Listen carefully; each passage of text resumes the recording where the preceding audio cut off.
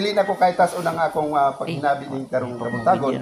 Akong ihatag si Sir Bal para sa gitawag na to pinakasintro ning atong isang kabuntagon. May buntag na. Oh. Kuyaw kay yung tigpamaba ba?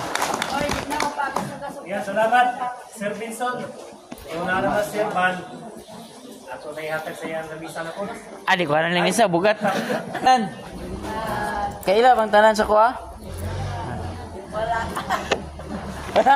Ay, grabe. Huwag wala, matol ko eh. Yan naman kailan ng clinic.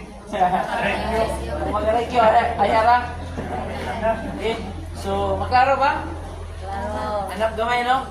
Daghan isa nga mga sakit nga tuwang isgutan ka, no? Atong pinaka-purpose gid karon nga makabot na to ang may panlawas nga dili ta magasto og kwarta, di ba? So, ingon pa nila, ingon pa sa viral nga mga post sa Facebook, ang kwartahan daw nga tao ay ang himsog ug tasod kinabuhi nga tao, kwartahan, no?